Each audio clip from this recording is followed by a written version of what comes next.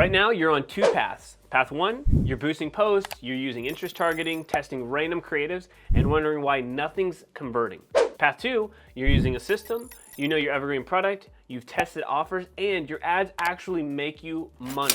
Now, I've worked with over 300 clothing brands in the last 12 months alone, and the truth is most of them start on path one. And the difference between the ones that stay stuck and the ones that scale to 100K months, one decision, one shift, one process you've probably never heard of, let alone implemented. That's what this video is about. Let's dive in. So back in 2014, I used to be the guy who thought he could put money behind an image I thought looked good, my own subjective opinion, and just make money.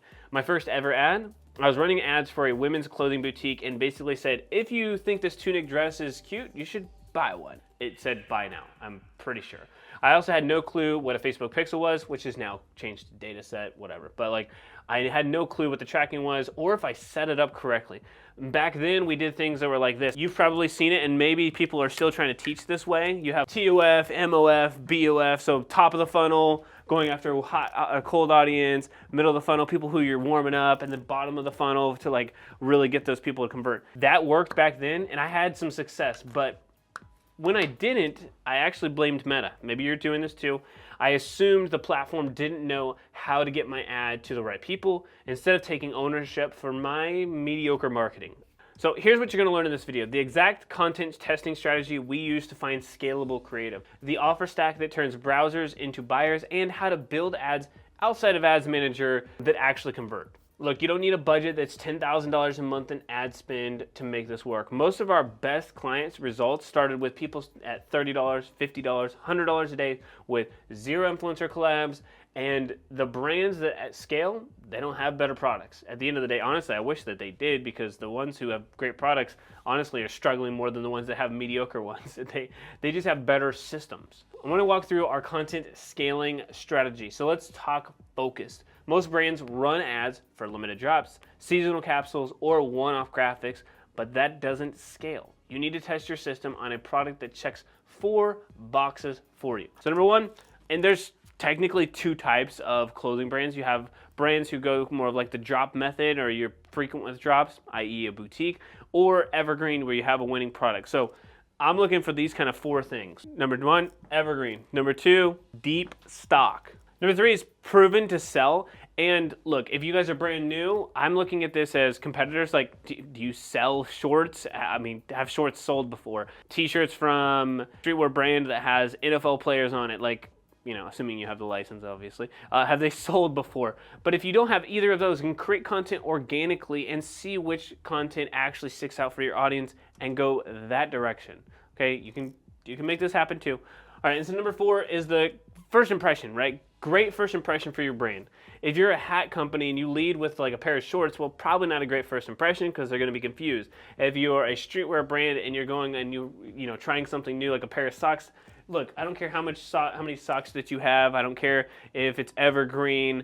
If it's not like relative to your brand, it's not going to give a great first impression, then you probably shouldn't go that route. So when you're creating content or when you're building your brand and you're getting ready to run ads, make sure that it kind of checks these first 4 boxes. So we had a streetwear brand join our OSO program. This is for clothing brand owners to scale kind of their first million, actually even beyond. In 2023, there was a 20-year-old kid, so solid kid, super smart. He made $100,000 in 1 year, but he did it for 2 drops, which again, I think most of you guys on here be like, sweet, I'll take 100K.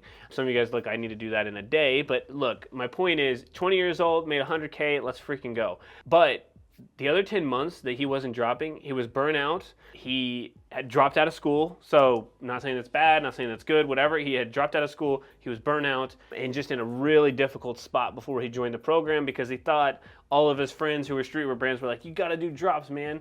But he didn't have the inventory and he didn't have the capital to do the drops. So he had to basically like go from one drop to the next, but then also still be able to go buy food. So what we did, we found a hero product with him, an evergreen hoodie, if you will. This happened to be, I think it was like August or so perfect timing, honestly. So If you're new in the marketplace, I always like to be about 10 weeks in the rear of when the actual season starts. So August, good place to start. In the US anyway, we can run hoodies from August all the way to basically March, beginning of April, and still have a really good trend line there. We gave him the system that sold this daily, and that's what I'm gonna break down. But honestly, the biggest thing for him was that he found a product that was evergreen. He could run for a long period of time. Again, I know not forever. Technically, he could go to Australia or he could go to other countries, but it was pretty evergreen for him. 6 months was a big move. He did get some deep stock, made a great investment in a manufacturing company. I believe they were actually out of China, and was able to get a ton of deep stock from it. And we know they were proven to sell, right? He sold them before. He just never went deep on that stock. And then it was a great first impression. It was a higher price point, so when people spend more the first time, they actually come back and spend more the second time. So just as a word to the wise there. Okay, so offer stacks that actually scale. So this might be the most overlooked part of your ad strategy. And again, we're gonna go a little bit deeper into this here in a second. But an offer doesn't have to be a discount. It's a conversation I have a lot with clothing brand owners pretty much every single day. And most of the time, these discounts, these offers rather, should not be a discount. But without one, you're just adding to the absolute noise that everybody else is kind of competing with. So if you're just starting out, or if you have not found a winning offer, a lot of people will never do an actual discount, so think of different ways. You could do one that's buy 3, get 1, buy 2, get 1. Depends on your margins. Everything kind of matters on your specific margins. I also like to get a spend X. I love giving free gifts, something that are smaller, something that are like, okay, it's just nice to have this, that are complimentary, something that goes with it. If you can spend $100 and get a free hat, like we've done really well. There was also a brand out of Sweden. He only sold hoodies. I know I've been talking a lot about hoodies, but only sold hoodies. So he's giving away a free hat for everybody who bought a hoodie, and it went absolutely gangbusters. Had his best month ever. So I love that option.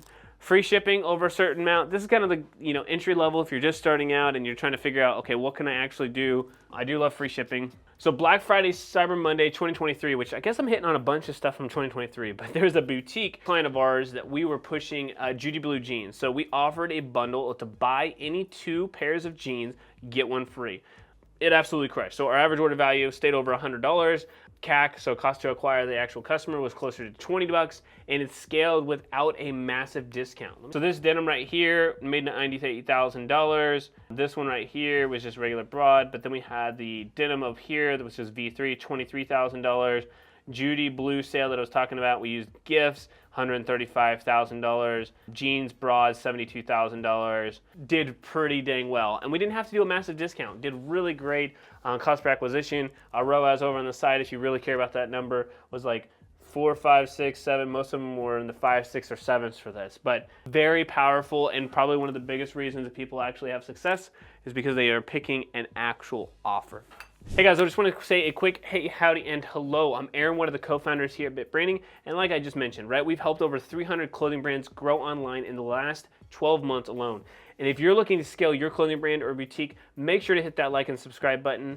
And if you do this in the next 3 seconds, I'm going to share with you the one movie from the late 90s I'm still not ashamed to say that I love.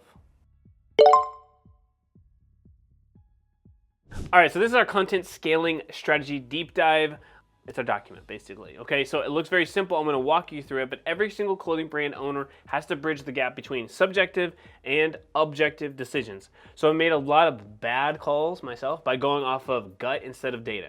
And our content strategy changes that. I look at this right here as kind of a breakdown of things that we've been mentioning already. And if you're this far into the video and you're like, well, I want you to get into the ads manager, I promise you we are going to get into that. And you can honestly just skip to the end of this video and you can get it. But I promise you that is also why your ads are not working, is because all of these things are very, very important. I'm going to build the ads manager side of things. That part is simple. This part of the work is actually the part where you make actual money. So, side note there, this is the important part. This is the part of the video, if you've gotten this far into it, where most people miss and they don't figure out how to win online. Right here, content scaling strategy document. like I said, we have to set a focus, right? Is it evergreen? Is it deep in stock? We talked about that. We need to find an offer, right? And I mentioned what those actual offers are back here. Creative concepts. This is a big part here. Creative concepts, very, very important. I think of this as where people are at when they're creating the content, when I'm looking at this content, not just trying to copy it exactly. So there's ad examples of carousels. Let's just pull this up. We use a tool like Foreplay to make this happen. If you want links to all of the carousels that we have, you can comment the word Foreplay and I'll send you over the link here and you can see. So these are just different examples of carousels that have worked. What we do know that is working right now is different tones or different themed colors for the carousels. You have different examples of what this looks like. If you're an athletic line, simple text on there. You have more text as well here. You have flat lays. Carousels could be an option that you go off of here that you end up testing. So here's some examples of that. You have features and benefits. Features, benefits. Look, again, I love actually NAD's marketing is extremely good, right? So organic cotton boxers and briefs. It's talking about organic cotton, got certified materials. For the people who care about those areas or those certifications, they love NADS. They think it's probably the coolest boxers ever and they're willing to pay for it, which is awesome. But I would tell you very quickly is that features and benefits, very powerful if you're able to convey the differences between your clothing and somebody else's. So I would tell you right now, this creative concept, very, very important. It's what's going to create the foundation to what you're actually doing. And I'm going to draw all of this out kind of ahead of time. Maybe I'll lay it down there. But I'm put this in order that matters the most for you to actually scale your brand. These are all the concept examples. Then you go through implementation. What's your timeline look like? You launch on day 1. You monitor results between days 5 and 7. I always like to just do it at minimum every Monday. You're launching new creative. You're taking off creative. And there's a brand owner that's out of New Jersey. She is an amazing brand owner. However, she doesn't launch new content every week. And so her results go up when she launches new content, and then they die out, and then her brand drops. And then she asks me what's going on, and I say, when's the last time you launched content? And she tells me 2 or 3 weeks, and I say, launch new content, and it goes up. And, sometimes people need to be reminded more than to be taught. And one day she's going to realize that that is the problem with her brand, is that she's great, but she just doesn't put out enough content for her audience. All right, so this is the timeline for it. If you want this document, just comment the word scaling down below. I'll send this over to you. But that is essentially the outline for the content scaling strategy document. The TLDR is very quickly here, right? So pick the right product, add an offer that aligns with market sophistication, or where does your market lie in the marketplace? Do they know about your product? Which clothing? They probably do, unless you have some kind of new tech. Make sure that you use different types of creative. Like I mentioned, bullet points, founder stories, us versus them, UGC. Use dynamic creative testing if you're spending over $100 a day. Dynamic creative testing is kind of went away or is going away, and it's now called flexible. If you're under that, like for example, if you're under $100 a day, just test one concept being like us versus them, instead of testing 3, which is like us versus them, features and benefits, founder story. That'd be like 3 different concepts. Hey, look, if you're stuck and want help applying this to your exact brand, your offer, your creative, your system, you can book a free 45-minute strategy session by checking out the link in the description down below. We'll review what you're doing right now, where opportunities lie, kind of a 30,000 view of what's going on within your brand. And if nothing else, I promise you we will point you in the right direction. Obviously, there are spots that are limited, so go schedule a time that works best for you by checking out the link in the description down below. All right, so metrics that actually matter. I hear this all of the time. I hear people saying ROAS is the best. What is my ROAS? Stop obsessing over ROAS. You may be wondering what ROAS is. So it's return on ad spend. So for every dollar that you make, how much are you getting in return? Here's what matters, right? So I think the most important number in business, that's the most important word on this screen here, right? Profit. If you don't have profit, it doesn't matter. Add to cart percentage. Why this matters to me, okay? So how many people, when they get to the website, are adding to cart? A healthy range to be in, 5 to 10%. If most of your traffic that's getting to the site isn't adding to cart, then you got to disconnect between your marketing and messaging, okay? So different problem here, but that matters, right? So profit, add to cart percentage, and traffic. I know some people are going to attack me for this because I put it over here, but I wanted to keep some white space for something else, so don't come at me. But you've got to have profit. You've got to have an understanding of why people are adding to cart or not adding to cart, and then total traffic. Look, if you got 100 people to your site and like, why has nobody purchased? That's why. it's 100 people to the site. That is why. So, all right, so now let me show you how to actually build this out into Ads Manager. As you can see, this is an account spending $3,200 per day. We have one campaign that is going right now. It is going for conversions. It isn't exactly how I would label it. However, they are a program member, so an OSO program member, so they can label it how they would like. We have suggestions. Doesn't matter as long as you know what they are. So inside of here, it is a conversion campaign, and I'm going to build this for you, but just kind of giving some context here into like they've made 20 sales today, and it is now 11 o'clock in the morning. Last 7 days, 700 purchases, almost a 3 on return on ad spend, $23,000 in spend, and made $70,000. So about 10K days right now. All right, so I'm gonna go ahead and hit create. I'm always going to go for sales. Why would this happen? So many people ask in the comments, why are you going for sales? I'm new, but I gotta let the pixel learn, I gotta let the data set learn. No, Meta is very good at its job, and if you want to train something to perform a certain way, you've got to train it the right way. You would not get better at running by practicing swimming. Yes, your endurance would go up, but it's not going to make you a better runner. So, sales, continue. Now, we actually do suggest to go the manual sales campaign if you are a little bit more, I wouldn't say even advanced, but you've spent a ton of freaking money. You can go to the Advantage Plus side of things and go that way, and it's going to be very similar type of setup, other than you have a little bit less control. But let's go ahead and do the manual sales campaign. This is eventually going to go away. Sales campaign, you can label this however you'd like, your brand name, whatever it is, conversions, you can label it however you would like. I'm gonna scroll on down here. I'm not gonna turn on catalog ads. That's what I'm looking for this particular brand. However, we have seen a lot of success with catalog ads.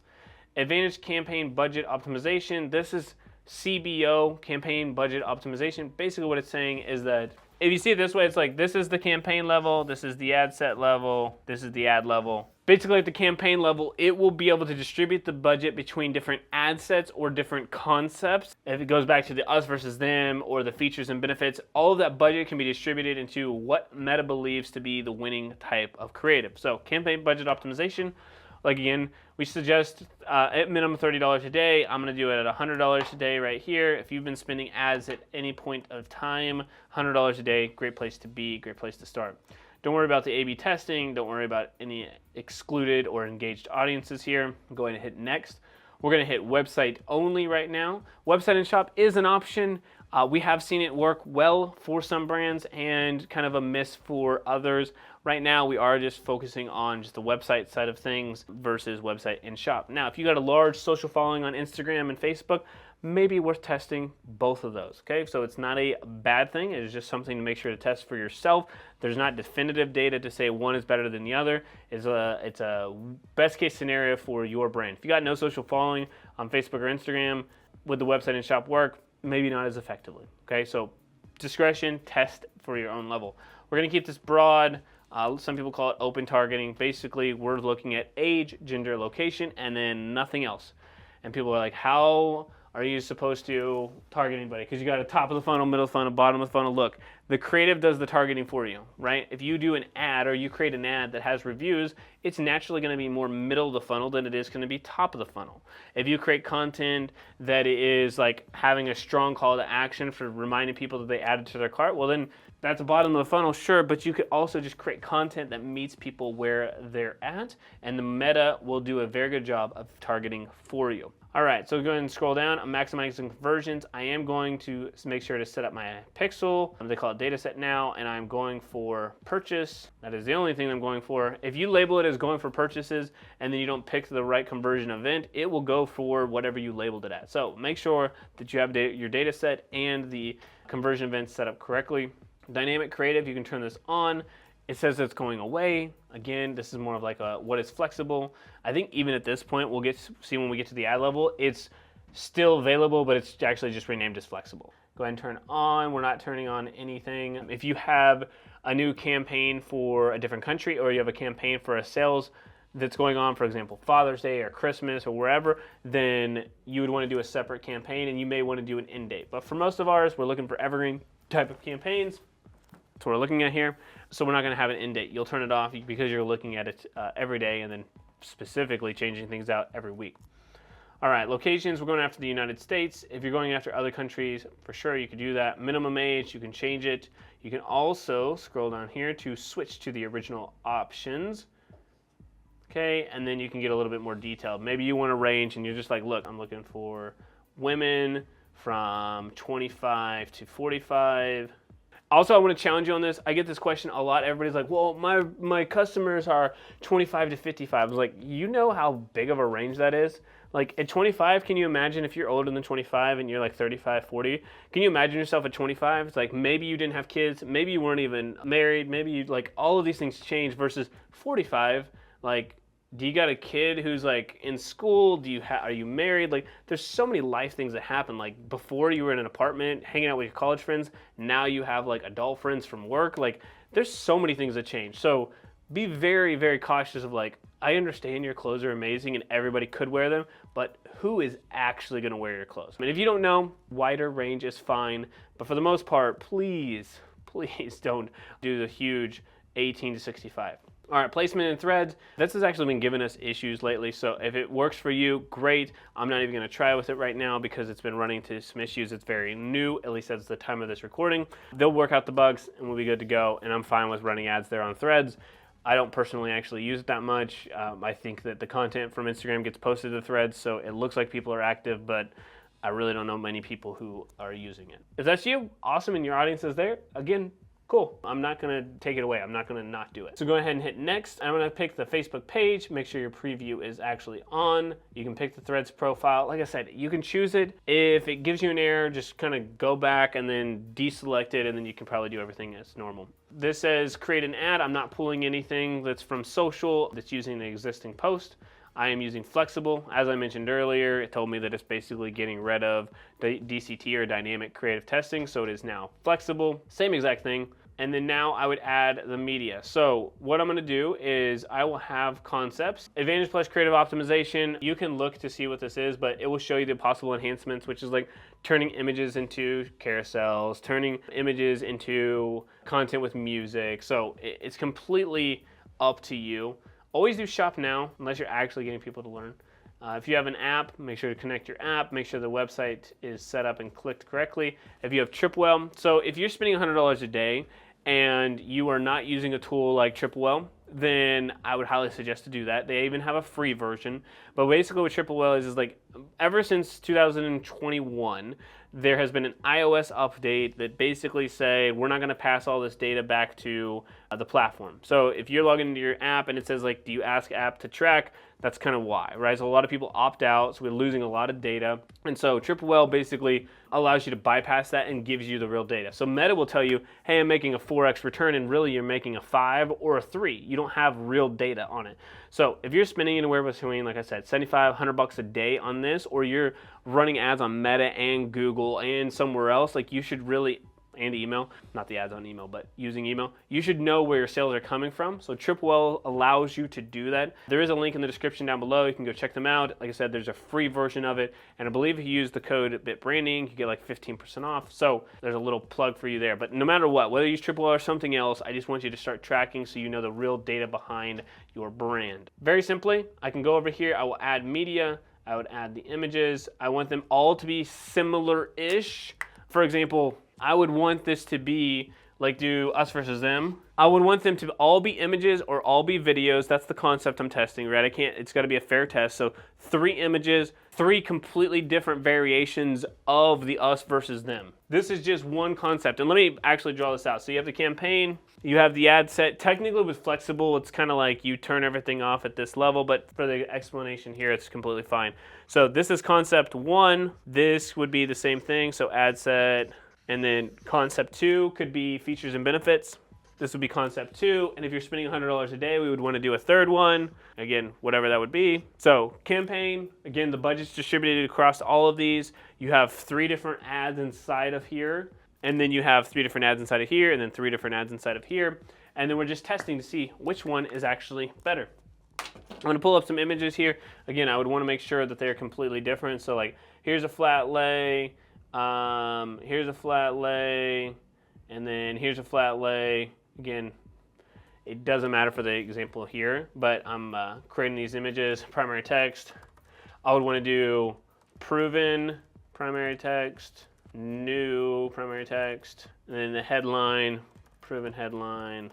I always like to also test like longer or shorter primary text, especially if it's a top of the funnel. Don't really use that, but like if it's going after a colder audience, I like to introduce the brand, say a little bit more about them, explain, tell a little bit more of a story on the top of the funnel. But essentially that's concept one that you have here. I'm going to go ahead and close out. I would go to the ad set level. I would hit quick duplicate. So we got broad, and then we can do number two. So this is features and benefits. I would also say exactly what this is. Cool. Hit website, go over to the ad level, fill this out the exact same way. Again, I'm using flexible. I'd replace the primary text, headlines, description. I would also replace the images. So close these out and add new media. So whether they're images or videos, doesn't matter. You can do a test across all of these on whether it's images, images, images, or image, video, video.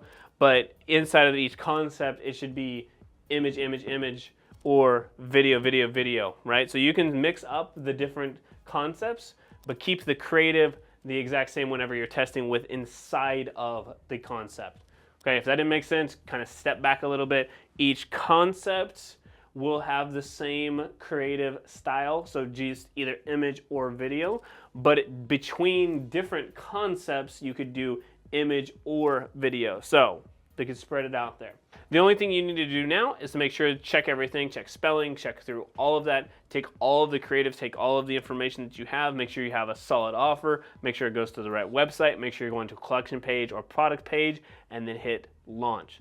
Now that you guys have the system that you need to grow and scale your meta ads, go watch this video on the biggest difference between spending $100 a day and $1,000 a day for Facebook ads for your clothing brand. Go check that video out right here next.